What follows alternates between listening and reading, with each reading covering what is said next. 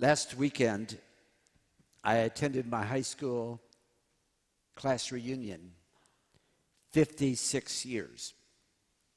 It was supposed to be a 55th reunion last October, but because of COVID, it got delayed a year. 56 years. Now, I don't know if you've been to class reunions, but for some people, they are very intimidating. It's sort of like you go back and you think, am I going to be compared with the others? Do I look as good as they look? Have I been as successful as they have been? Have I lived up to my potential? And I can see that that can be true after 5 years, or 10 years, or even 20 years.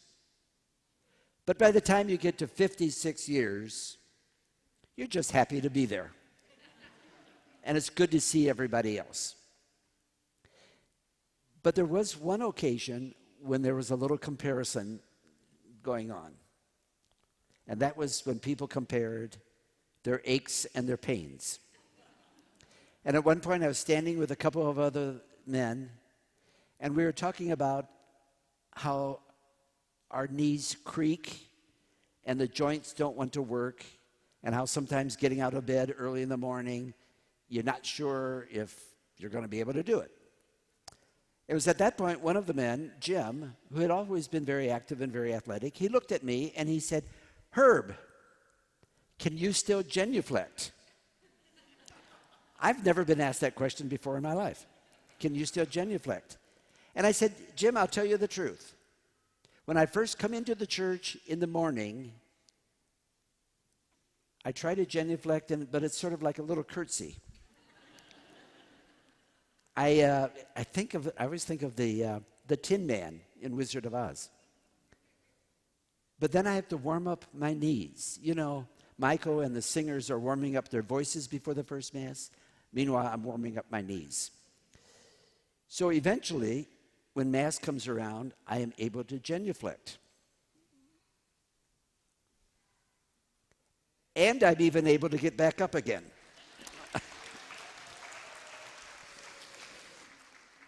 By the way, I hold my breath when I do that. Of course, this was all in good fun. This was not serious. But sometimes when we make comparisons with other people, they can come out pretty harsh. You make a comparison, and what's going to be, you're either putting yourself higher than the others, so you look down on others with disdain, or you put them up higher and you find yourself envious. And even worse than that, comparisons lead to competition. And competition, although it can be good in many ways, like, the sports and many other things, competition can also be very detrimental because it puts all the attention on ourselves. And it's for that reason that this gospel reading today really should be hitting home for all of us. I have to tell you what's being skipped. We had a wonderful reading last week from the Gospel of Mark. We have a wonderful reading from the Gospel of Mark this week. But there's a short little passage in between that was not read. And I'll tell you what it was. Jesus and the 12 were walking their way to Jerusalem. And for the third time, you heard the first and the second. Those were read aloud a couple weeks ago. For the third time, Jesus says to them, "By the way, folks, we're on our way to Jerusalem. The Son of Man is going to be scourged. He's going to be tortured. He's going to be put to death to rise later on." So he had just told them. And he had already said, if you're my disciples, you have to take up your own cross. So it's in that context where these two apostles, beloved apostles, they were among the first apostles, James and John, the brothers, the sons of Zebedee. They have the audacity not to be thinking about suffering, the audacity to say, "Oh, Lord, by the way, when you come into your glory, we want to sit on either side. Don't forget us." It doesn't make much sense. Now, just as an aside, I looked it up to just be sure. This is Mark's gospel. In Matthew's gospel, James and John, the sons of Zebedee, come to Jesus with the same request. But when they come with their mother, Mrs. Zebedee.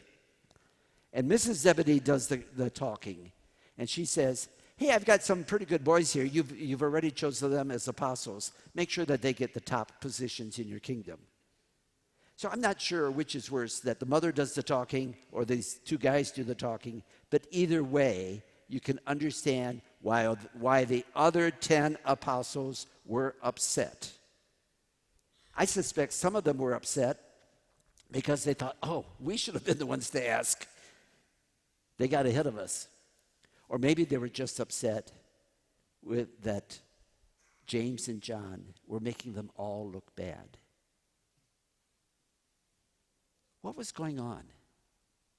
Not only did they miss the point, but they also were just thinking about themselves. And that is the crucial point. It's so easy to turn all of our attention on ourselves. And that's why I'm saying this comparison thing that also leads to competition can be so detrimental, because we're not thinking about what everybody else deserves or the attention they need or what their needs are. We're just talking about ourselves. And if we just put the attention on ourselves, we're not being Christ-like. And so Jesus turns the whole thing upside down completely. And he says, okay, can you drink the cup? Can you be baptized in the baptism with which I'm baptized? And they said, of course we can. Again, they missed the point. Drinking the cup, that was a phrase used in the scriptures, Old Testament and New Testament. Drinking the cup always meant enduring the pain. Even at the agony of the garden, the night before Jesus died, he's praying there, he's sweating blood, and he says, Father, if it be possible, let this cup pass from me, if it be your will, not mine. And it did not pass. The cup is used as a sign of suffering. But what I've been thinking about with the cup is if you drink from the cup, you're taking something inside you. You're ingesting it. It's an internal thing. Then to be baptized into the baptism, and I'm not talking about the sacrament of baptism, I'm talking about immersion in water. That's an external thing. So you've got the internal with the cup, the external with the baptism, and Jesus is saying, can you put yourself into my position totally and completely, inside and outside, all that you are? I'm going to suffer. I invite you to suffer with me. Not in place of the glory, but as the way to reach the glory. That's where we're at. And then he adds the significant part that we overlook. And he says, it's not just to suffer, but to suffer as a servant. That first reading we had from the prophet Isaiah is called the suffering servant passage, where the servant is willing to suffer for the good of all. And that's what Jesus is doing. And there again, that's why comparisons and competition can lead us astray, because we put the emphasis on ourselves and not on the needs of people around us. We have to remember we are in this together. Shortly after I was ordained a priest, an older priest, a really wonderful pastor, well-respected, was talking with me, and he said, I made a mistake in my priesthood, and I hope you don't make this. And I said, what's that? And he said, whenever I would gather with other priests, and he said, I like to do that. But he said, whenever I would gather with other priests, for some reason I would see them as my competition. That, gee, maybe they're better pastors than I. Maybe they preach better than I. Maybe they are more beloved than I. Maybe they are holier than I. I don't know what the competition was. He said, I regret that.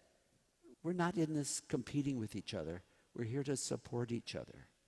And so I'd like to say to you today, whether you're competing on the aches and pains, or whether or not you can genuflect, or whether we're competing on successes, or whether we're competing on the honors that we're going to get to be at Jesus' left and right side, that really is not where we want to be. We want to be conscious of each other's needs and respond completely and fully.